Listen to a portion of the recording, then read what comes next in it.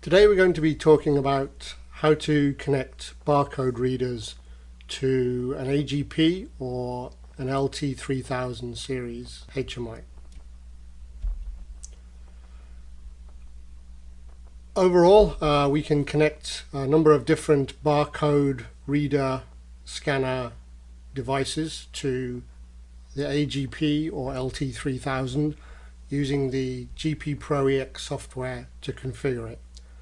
The objective of this presentation, at the end of it, we'll know how to program a barcode reader in a data display as an alternative to a keypad data entry, how to program a barcode reader direct to internal registers or internal devices so that we can have barcode reading without operator intervention. We'll also look at some of the other options and best practices for interfacing a barcode reader to these devices, and we'll look at some tips on setting up and testing a barcode reader without having one actually to play with.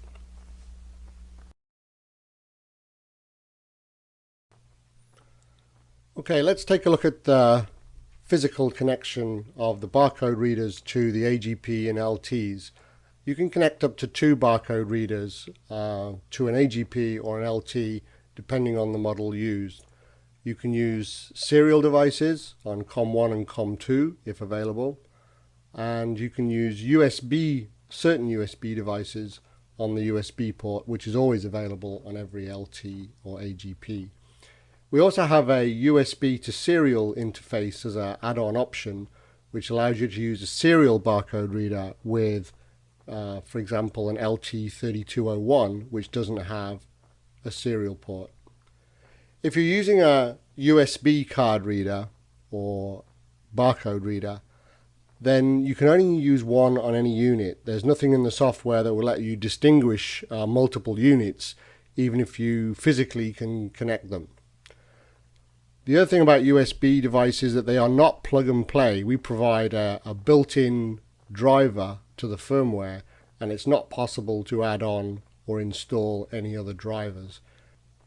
There is a list of tested devices that we know have worked and will work with this USB driver, and we'll talk more about that later in the presentation. Although I said we can only use 2 barcode readers with the AGP or LT, some manufacturers do provide network solutions so that they present multiple barcode readers to a single COM port, and then the data packet from those readers contains node information, etc. So as far as the AGP is concerned, it looks like one barcode reader, even though it may be networked to a dozen. So when you get a brand new barcode reader, you have to configure it, and some manufacturers provide a PC-based setup utility to do that. The one that's shown here is actually from Keyence, and note that in addition to which barcodes it supports, it provides a number of different COM settings, and if you want to keep things simple, then make sure that you set the delimiter, the terminator if you like, to the data packet to a simple carriage return.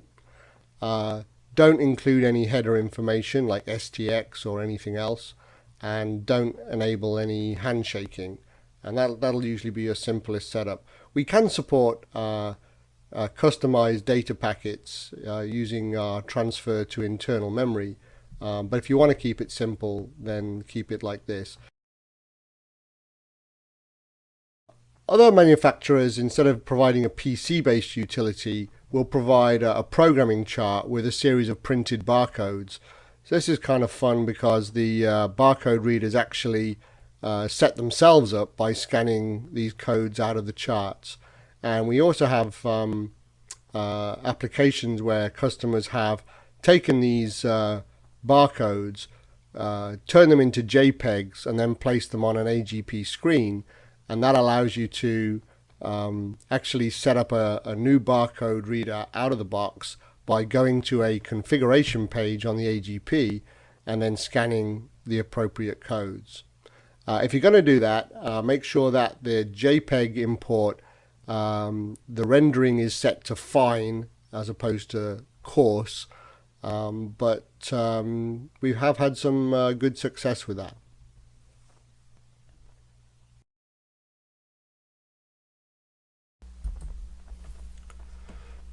The data display is a normal data display which we would associate with a pop-up keypad, and here we're going to look at how we can associate it with a barcode reader, either instead of a pop-up keypad or in addition to. So the first thing you have to do is to go into the peripheral settings, the input equipment settings, and select one of two barcode readers. There's a maximum of two barcode readers available on the AGP and LT3000 series, unless you count networked barcode readers. So the first thing we need to do is we set up barcode reader number 1, and we can specify whether that barcode reader is going to be USB or on the COM port. We're going to specify that we're going to save the data in a data display, and we're going to choose the key codes as English 101 as opposed to Japanese. Next, we go to the normal data display part itself. We choose the text mode of that, and then we specify the address where the data is going to be stored. The data entered by the barcode reader will be stored in the specified address. The data length for how many ASCII characters are going to be read in is specified here, and the number of displayed characters will automatically determine the successive registers needed to store that data. We need to make sure that we allow input to be checked, and once we do that, we can now specify here the number of displayed characters. 15 characters will require 8 16-bit words to store it, or 4 32-bit words. Because we've specified data entry, we can now add the input to the barcode reader. Note that we can also still check the enable pop-up keypad, which allows the barcode reader to be used in conjunction with the pop-up keypad. So for example, if an operator primarily uses the barcode reader to avoid making mistakes, then in the event that a barcode becomes unreadable, they can actually type in the data with a pop-up keypad as they would normally. The selection of the data entry is either by touch, as we would with a pop-up keypad. We touch the data display and we then enable the input, or it can be controlled by a bit, which means we have the opportunity to enter sequences, etc., within the PLC or within scripting, so we can have specify the order in which data is entered. So because the barcode data is going straight into a data display, that means that you should use it when the operator already selects the display screen and the data entry position before the code is read. In other words, if we have data display on page 27, then the display must be on 27, and the data entry must be enabled in order to do that. The advantage of using the data display mode is that the same barcode reader can be used to enter multiple data items on different pages at different times. The alternative is the one that we'll see in the next few pages, which is to use internal memory, and in this situation we're just going to read the barcode directly into some internal registers, and it requires no operator intervention at all. So we will use this when the code needs to be read without the operator pre-selecting the screen and the data entry position. It is possible to use two barcode readers. When we use two barcode readers simultaneously, then we need to use the internal memory. It's not possible to have two barcode readers and into different data displays, because you can only select one data display at a time. So if basically overall, if you need to have automatic operation, i.e. scan a barcode, trigger a descript, access a database, etc., then you're going to be using the internal memory version of the barcode reader. And this is it. In the original equipment settings for the barcode reader, we now choose internal device instead of data display. The other settings are the same, either USB or COM1, and the English 101 key keyboard. And the difference is down here, where we can now specify the internal address, in this case LS20, and here we specify the internal device address where that data is going to be stored, and that data has to be an internal register. It can't be directly to a PLC because of the timing issues that might incorporate. When you store the data into internal memory, you'd specify the start address, in our case LS20, and the data structure becomes as follows. The first register in that sequence, the number of bytes read by the barcode reader is stored. The next one is a status register, and then after that the data actually read from the barcode. In terms of the status register, also known as the error contents, it'll be a 1 as soon as the data is read. It'll be a 0 until then. It'll be a 2 if there's a code read error and data isn't stored, and it'll be a 3 if the number of data exceeds what was specified. We can see that later on that we can actually specify a limit on the number of data that can be read in.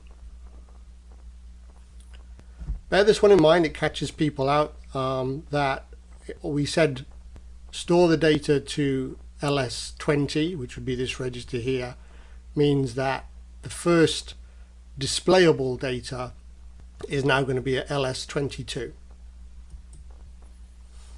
So here we are.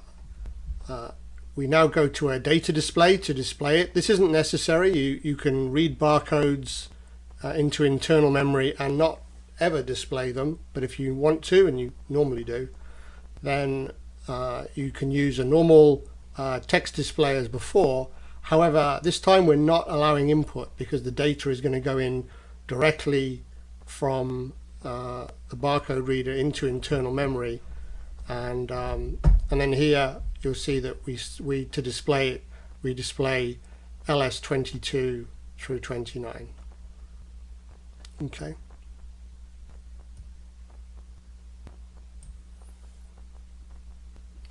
And that's about it. The other option that you get in extended settings is to enable a read completion bit, which is set, and this can be internal or external. So this one can actually be in the PLC, and that could trigger some additional processing. You can also specify either unlimited data or a specific data size, and we saw that there's a read error if the data coming in exceeds a certain size. The read completion bit, if you do use it, be sure to reset it in whatever logic follows on, otherwise you won't see that rising edge. Just some tips for testing. When you're using serial barcode readers, you can use Hyperterminal on a PC to simulate the codes. We'll show that on the next page. When you're configuring the barcode reader itself, always set up the data for 1D barcode readers to output plain ASCII followed by a carriage return, which is ASCII code 13. Don't include any other non-printable ASCII such as STX, ETX or line feeds. These are typically framing characters that can appear within the barcode. If you avoid using those, plain ASCII, carriage return, just as if you typed it in from the keyboard. Which brings me on to my next point, which is that USB barcode readers are set up just like USB keyboards, and therefore you can use a USB keyboard to emulate the barcode reader directly on the AGP or LT.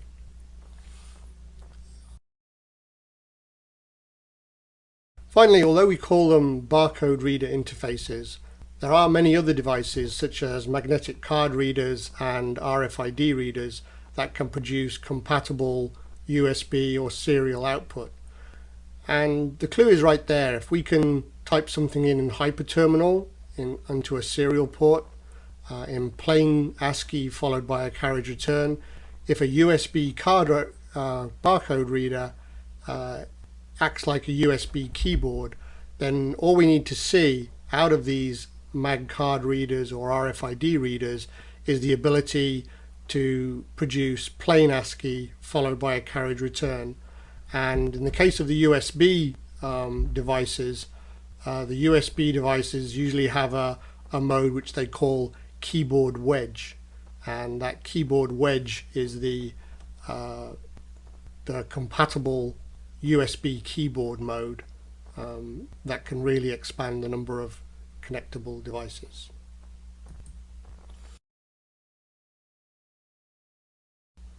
And here we're just showing you how you can use Hyperterminal to capture and emulate those serial barcode readers. Hyperterminal is included in Windows XP. You can set up the comms parameters to match the AGP or LT. And you can use Hyperterminal to display and capture data from those barcode readers. Capturing data from a barcode reader directly into Hyperterminal is great because once you've done that, you can then replay that captured data back to do a real emulation of the exact data that will be coming out of the barcode reader. And finally, you can free type the barcodes just directly into Hyperterminal, have them go into the AGP, hit enter at the end, and that's another simulation.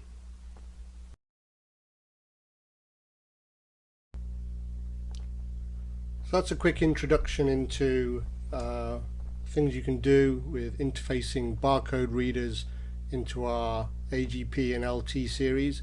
If you want more information, take a look at the reference manual. Go to the table of contents and look for the barcode input section, and you should find everything you need to know and a lot more right there. So thank you very much for your time.